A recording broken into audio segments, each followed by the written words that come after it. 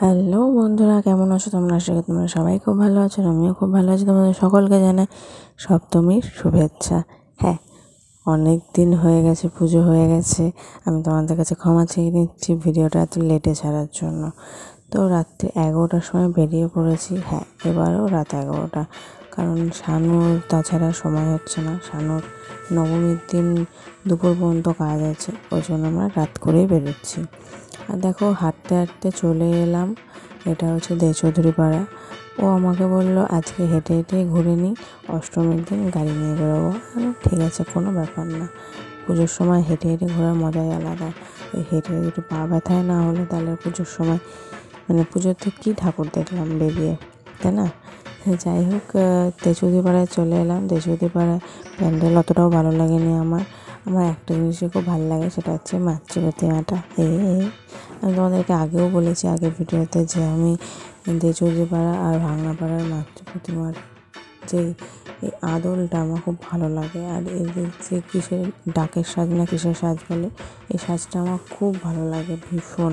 আর ওই সাজটা যত সাদা হয় তত বেশি সুন্দর লাগে। তো এখান থেকে আমরা প্রাইস দেখছিল শানু। আমি শানুকে বললাম, কী দেখছো? শানু বললো, দেখলাম যে প্রাইসগুলো। আরে দেখো, আমি আর শানু, এটা আমার আজ থেকে 3 বছর আগেকার ড্রেস, সেটাই পরে বেরিয়ে পড়েছি। তারপরে ছোটো ব্রিজ পার করলাম। ছোটো ব্রিজ মানে রেলের ছোটো ব্রিজ। যারা রানাঘাটে থাকো তারা জানো যে আমাদের দেচৌধুরী পাড়ার মোড়টা থেকে একটা ছোটো ব্রিজ আছে, যেটা যাচ্ছে ওপারে সুরেন্দ্র সিনেমা হলের কাছে। তো ওই সুরেন্দ্র সিনেমা হলের উল্টো দিক, সুরেন্দ্র সিনেমা হলের পাশের গলি দিয়ে চলে এলাম। প্রথমেই দেখো, আমরা নাসরার দিকে যাচ্ছি। প্রথমেই দেখো রয়েছে একটা প্যান্ডেল। এই প্যান্ডেলটা করেছে হচ্ছে ঘুড়ি, তারপরে হচ্ছে সে বাচ্চাদের সে খেলনাগুলো আছে না, ওইগুলো। আর ঠাকুরটা দেখো, এটা একটা স্টুডেন্ট বানিয়েছে। সে আবার পাঁচু স্কুলে পড়ে, সপ্তম শ্রেণী না অষ্টম শ্রেণীর একটা স্টুডেন্ট এটা বানিয়েছে। সুন্দর বানিয়েছে, বিশ্বাস করো, খুব সুন্দর হয়েছে জিনিসটা। এটা দেখে সেই ছোটোবেলাকার কথা মনে পড়ে গেল।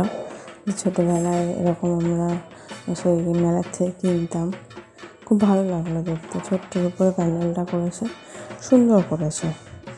তো তারপরে এখান থেকে বেরিয়ে চলে গেলাম পরের প্যান্ডেলে, সেটা হচ্ছে নাসরায়। আমি অলরেডি নাসরাতেই রয়েছি, নাসরার মহকুমা পাড়া মিডলেই রয়েছি।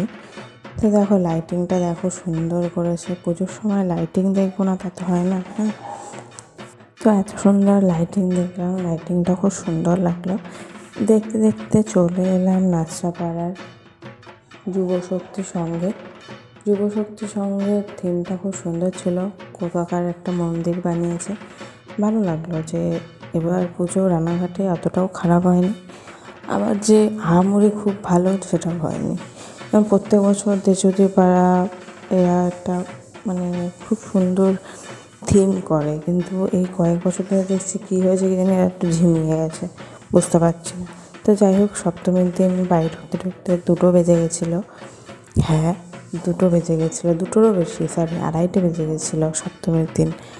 আর যেহেতু আমরা অনেক দূরে চলে এসেছিলাম আর হেঁটে হেঁটে এসেছিলাম, হেঁটে হেঁটে এলাম একরকম, যাওয়ার সময় তো হেঁটে হেঁটে যেতে হবে, সেই জন্যই দেরিটা হয়ে গেছিলো। তারপর চলে এলাম দেখো মুক্তি সংঘে। আমি ভাবতে পারিনি মুক্তি সংঘেও এত সুন্দর পুজো হবে। আর এটাও কোনো একটা মন্দিরের আদলেই করেছে, কিন্তু কোন মন্দির সেটা আমার জানা নেই। তো তোমাদের যদি জানা থাকে আমাকে অবশ্যই কমেন্ট করে জানিও। আর এখানে শানু দাঁড়িয়েছিল অনেকক্ষণ, কারণ পাশেই ফাংশান হচ্ছিলো। সেই ছোট্ট একটা স্টেজ বানিয়ে ফাংশান হচ্ছিলো, সুন্দর হচ্ছিলো। গানগুলো যে গাইছিলো খুব সুন্দর গাইছিলো। ও হ্যাঁ, আর একটা কথা বলি, এই দিনে একটা খুব দুঃখের জিনিস হয়ে গেছে, যেটা আমি তোমাদেরকে দেখাতে পারিনি ভিডিওতে। সেটা হচ্ছে যে শানু এই মুক্তি সংঘে ঢোকার আগে একটা মাছের দোকান দেখেছিল। ও যেহেতু মাছ খুব পছন্দ করে, রঙিন মাছ যেগুলোকে বলে, সেই মাছ ও খুব পছন্দ করে। তো মাছও কিনেছে, মলি মাছ, প্রায় 250 টাকার মাছ কিনেছিল মলি। অনেকগুলো হয়েছিল মলি মাছ 250 টাকার। সেই মাছগুলো ও বলেই দিয়েছিল, দেখুন আমার বাড়িতে যেতে 1.5 ঘন্টা হয়েছে। তা ওটা ওনারও দোষ না, এরও দোষ না। উনি একটা ছোটো প্লাস্টিকের মধ্যে দিয়েছিল অতগুলো মাছ। বলেছি ঠিক আছে তোমরা 1.5 ঘন্টার মধ্যে গেলে অসুবিধা নেই, বাড়িতে যদি চলে যাও 1.5 ঘন্টার মধ্যে তাহলে অসুবিধা হবে না।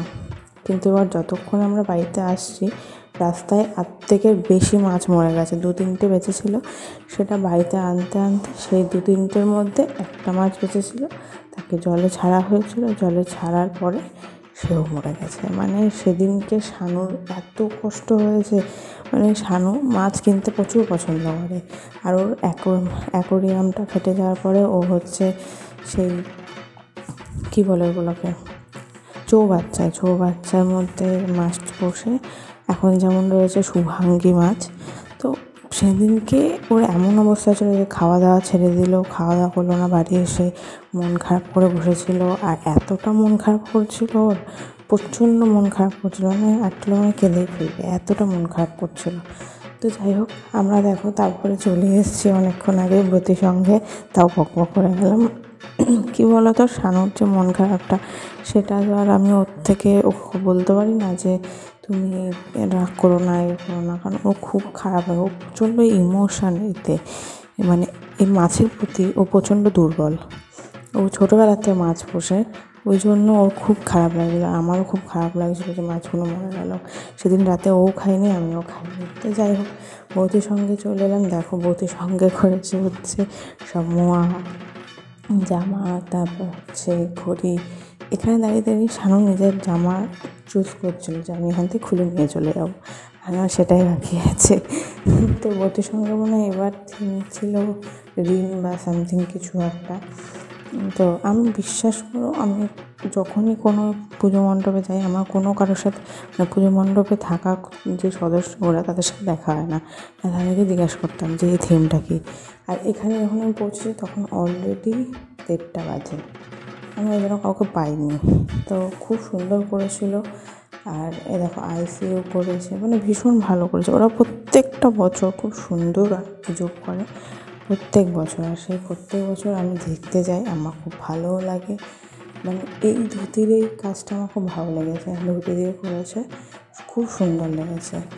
মানে এত সুন্দর ছিল থিমটা যে কী বলবো তোমাদেরকে, মানে মুখে বলে প্রকাশ করতে পারবো না, যা বলবো তাই কম, এত সুন্দর করেছিল।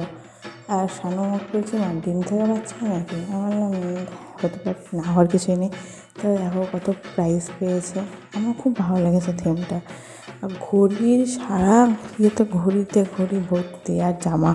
আর এখানে দাঁড়িয়ে শানুও দেখছিল ওর এক্সেল জামা আছে কিনা, যদি এক্সেল পাচ্ছিলো তো কালার পছন্দ হচ্ছিলো না, যদি কালার পছন্দ হচ্ছিলো এক্সেল জামা পাচ্ছিলো না, মানে এই করছিলাম আমরা। আর ওরা প্রত্যেক বছর মাতৃ প্রতিমায় একটা অন্যরকম আদর রাখে, অন্যরকম কাজ রাখে। দেখো এই বছরও ছিল। এই দেখতে দেখতে আমরা চলে এলাম, মানে বেরিয়ে এলাম যে না এবার বাড়ি যেতে হবে। তো এইটার বুথ সঙ্গে করার কোনো মণ্ডপে যাওয়া হয়নি, সেই জন্য আমি আর পরে কোনো ভিডিও করিনি। তো আজকের মতো ভিডিওটা আমি এখানে এন্ড করছি। তোমাদের কেমন লাগছে আমার কিন্তু জানিও। আর হ্যাঁ, আমি প্রচুর সমস্যায় রয়েছি, তোমাদেরকে অনেক দিন ধরে বলছি, অনেক দিন ধরে প্রায় 1 বছর ধরে বলছি যে আমি কেন ভিডিও দিতে পারছি না, কিসের জন্য দিতে পারছি না, সেটা তোমাদেরকে আমি বলতেই পারছি না। সেটা তোমাদেরকে আমি একদিন শান্ত মাথায় বসে বলবো। কি বলো তো, আমি না আমার সুখটা সবার সাথে শেয়ার করতে পছন্দ করি, কিন্তু দুঃখটা না আমি হট করে কাউকে বলতে পারি না, আমি শেয়ার করতে পারি না, যার জন্য আমি নিজের মধ্যে চেপে রেখে দিয়েছি। না ঠিক আছে, মানে নিজের ফ্যামিলি মেম্বার ছাড়া কেউই জানে না যে আমার ওপর দিয়ে কী যাচ্ছে। ওই জন্য আমি আর কি বলবো, মানে প্রচণ্ড ডিপ্রেশনে রয়েছি। এমনও দিন এসেছিলো যে আমি ওটা আর বলবো না এখন, ওটা বলে এই পুজোর আমেজটা, মানে এত সুন্দর ভিডিওটা যে ছাড়ছি সেটা আমেজ নষ্ট করবো না। যাই হোক, প্রতি সঙ্গে আমার থিম ভীষণ ভীষণ ভালো লেগেছে।